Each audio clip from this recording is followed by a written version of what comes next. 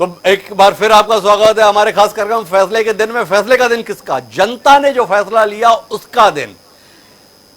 जनता के द्वारा दो राज्यों के संदर्भ में फैसला लिया गया, एक हरियाणा के संदर्भ में, दूसरा जम्मू कश्मीर के संदर्भ में। जम्मू कश्मीर में 3 चरण में चुनाव हुए, हरियाणा में 1 चरण में चुनाव हुआ। वोटों की गिनती शुरू हो चुकी है, रुझान आना शुरू हो गए हैं। प्रारंभिक रुझान कमोबेश एग्जिट पोल के अनुसार ही मिजाज दर्शा रहे हैं। वस्तुतः ये रुझान ही है या रिपोर्टर्स अपने अपने स्तर पर मारामारी के चलते जो आंकड़े भेज रहे हैं उसे हम सब अपनी स्क्रीन पर परोस रहे हैं? मानकर चलना चाहिए कि 9 बजे के बाद जो रुझान आपको स्क्रीन पर दिखे उन्हें आप गंभीरता से हैं। अभी कुल मिलाकर सनसनी है। सनसनी क्या है? सनसनी यह है कि हरियाणा में सत्ता के बदलाव की ओर रुझान बता रहे हैं। रुझान ये बता रहे हैं कि कांग्रेस आगे है, भाजपा उसके पीछे है और साथ ही अन्य दल किसी स्थिति में नहीं है। रुझान में सबसे चौंकाने वाला जो हरियाणा में आया वो है उचाना विधानसभा क्षेत्र के संदर्भ में, जहां पे दुष्यंत चौटाला, जिनको 2019 में बड़ी संभावना देखा गया, 4.5 साल कम उम्र में उन्हें उप मुख्यमंत्री के तौर पर काम करने का मौका मिला, वो दुष्यंत चौटाला इस समय पीछे चल रहे हैं। पर उनके मुकाबले में श्रुति चौधरी आगे चल रही हैं, उनके मुकाबले में भव्य विष्णु आगे चल रहे हैं, उनके मुकाबले में आदित्य सुरजेवाला आगे चल रहे हैं। कुल मिलाकर नेताओं के बेटों के संदर्भ में बात करें तो ये स्थिति है। तमाम बड़े नेताओं के आगे रहने की खबरें हैं। अगर बात करें तो भूपेंद्र सिंह हुड्डा आगे चल रहे हैं, नायब सैनी आगे चल रहे हैं, कैप्टन अभिमन्यु आगे चल रहे हैं, विपुल गोयल आगे चल रहे हैं, अनिल विज आगे चल रहे थे, पर अभी भी खबर आई है कि अनिल विज पीछे हो गए। ये दूसरी चौंकाने वाली खबर रुझान के संदर्भ में है। पहली दुष्यंत चौटाला के संदर्भ में और दूसरी गब्बर के तौर पर पहचाने जाने वाले अनिल विज, जिनको पिछले कुछ समय से पार्टी ने ही ठीक ठाक तरीके से किनारे लगाया हुआ है। वो अनिल विज कहीं जनता के द्वारा तो किनारे नहीं कर दिए जाएंगे, ये डर मन में है। चित्रा सरवारा व उनके मुकाबले निर्दलीय मैदान में हैं। कांग्रेस के परविंदर सिंह परी भी मैदान में हैं, पर अभी अनिल विज पीछे हैं। पर किसके मुकाबले पीछे हैं? चित्रा सरवारा के मुकाबले पीछे या परविंदर सिंह के मुकाबले पीछे हैं? इसको अभी हमें पता करना है। पर जम्मू कश्मीर के संदर्भ में हमारी जानने में दिलचस्पी है। वहां के रुझानों के साथ में मेरी सहयोगी तिशा मौजूद है। क्या कुछ जानकारी तिशा आपके पास में है?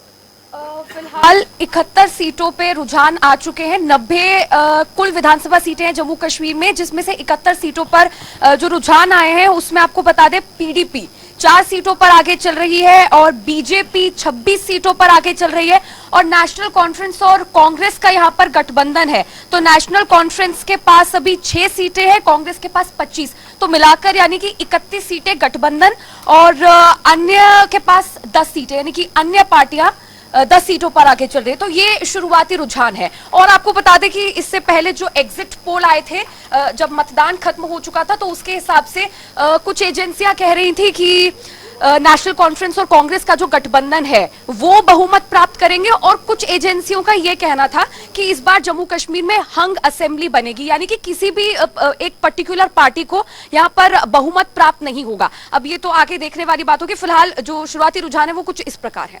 आपके पास दोबारा आते हैं, थोड़ा सा वहां के जो प्रमुख नेताओं हैं उनके संदर्भ में अगर रुझान आपके पास है तो वो भी आप हमारे साथ साझा कीजिएगा। तो जम्मू कश्मीर के संदर्भ में भी अभी रुझान एग्जिट पोल के अनुसार ही आंकड़े स्क्रीनों पर दे रहे हैं। रुझानों ने बताया था कि नेशनल कॉन्फ्रेंस और कांग्रेस का गठबंधन आगे रहेगा, इतना भी आगे रह सकता है कि सरकार बना ले। भाजपा पीछे रहेगी लेकिन दूसरे नंबर पर रहेगी।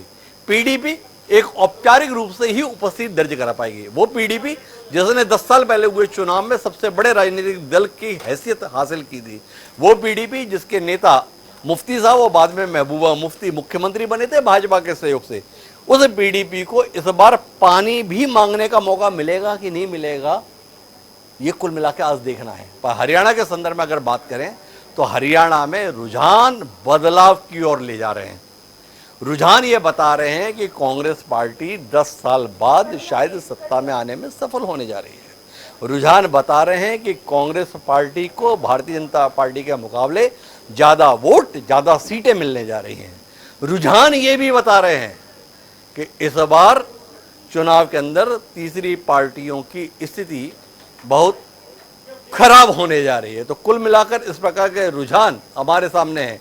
इस समय अगर 90 सीटों के संदर्भ में हरियाणा की बात करें तो 34 सीटों पर बीजेपी, 47 सीटों पर कांग्रेस और अन्य 9 की हैसियत में है। इस अन्य में अगर आप जेजेपी को खोज रहे हैं तो निराश होंगे, इस अन्य में आप आईएनएलडी को मानकर चल रहे हैं तो भी आप निराश होंगे। ये जो अन्य है इसमें 1-2 सीटें इन दलों को हैं और बाकी सारी निर्दलीयों के हिस्से में है। तो कुल मिला के ये हरियाणा की तस्वीर है। हरियाणा की तस्वीर के अंतर्गत बड़े नेता कमोबेश आगे चल रहे हैं। 2 नेताओं के संदर्भ में हमारी जानकारी पीछे की ओर बता रही है, एक दुष्यंत चौटाला के संदर्भ में और दूसरी अनिल विज के संदर्भ में। पर भूपेंद्र सिंह हुड्डा आगे हैं, नायब सैनी आगे हैं, कैप्टन अभिमन्यु आगे हैं, श्रुति चौधरी आगे हैं, भव्य विश्नोई आगे हैं। तो कुल मिलाकर अभी बड़े नेताओं की साख दांव पर लगती नहीं दिख रही है। 2 नेताओं के संदर्भ में है, पर इन 2 नेताओं के संदर्भ में भी लोग बहुत अचंभित नहीं होंगे। दुष्यंत चौटाला का पीछे होना इतना अचंभे का विषय नहीं है जितना अचंभे का विषय था दुष्यंत चौटाला का उचाना से ही चुनाव लड़ना। 4 महीने पहले हुए लोकसभा चुनाव में जिस तरीके से जेजेपी की प्रत्याशी नैना चौटाला, जो दुष्यंत चौटाला की मां है, उनको जिस तरीके से उचाना की जनता ने सिरे से खारिज किया था, तो चौधरी वीरेंद्र सिंह का मानना था कि दुष्यंत आएंगे नहीं लड़ने के लिए, लेकिन दुष्यंत चौटाला ने अपने आप को योद्धा के तौर पर प्रस्तुत किया। जो भी परिणाम रहे वो अलग, लेकिन चुनाव तो उचाना से लड़ूंगा और दुष्यंत चौटाला उचाना से चुनाव लड़ रहे हैं। तात्कालिक रूप से रुझान में पीछे हैं, पर ऐसा नहीं है कि यह अंतिम फैसला है। हो सकता है कि आने वाले समय में यह आंकड़ा बदला हुआ दिखे, लेकिन दुष्यंत चौटाला ने अपने आप को एक योद्धा के रूप में प्रस्तुत करने में सफलता हासिल की है। पर बाकी तमाम बड़े नेताओं के संदर्भ में खबरें उनके आगे रहने के संदर्भ में है, खबरें कांग्रेस पार्टी को आगे रख रही हैं। तो कुल मिला के स्थिति है। हमारे साथ में जुड़े हुए थे नाज़र साहब, एक बार फिर कोशिश करते हैं अगर वो हमारे साथ में बने हुए। नाज़र साहब मेरी आवाज सुन पा रहे हैं? तो नाज़र साहब अब हमारे साथ में नहीं है, पर हमारे साथ में लगातार अपडेट्स हैं और वो अपडेट्स ये बता रहे हैं कि हरियाणा के संदर्भ में अब जो कहानी है वो बदलाव की ओर बढ़ रही है और बदलाव जो आ रहा है वो सत्ता में बदलाव के रूप में है। जब 48 घंटे पहले एग्जिट पोल आए थे, उस समय पर भारतीय जनता पार्टी के नेताओं ने इन्हें सिरे से खारिज किया था, पर प्रारंभिक रुझान एग्जिट पोल के साथ बने हुए हैं। घड़ी इस समय 8:45 बजा रही है। 9 बजे के बाद जो रुझान आएंगे ना, उनको हम बेहद संजीदगी के साथ लेंगे।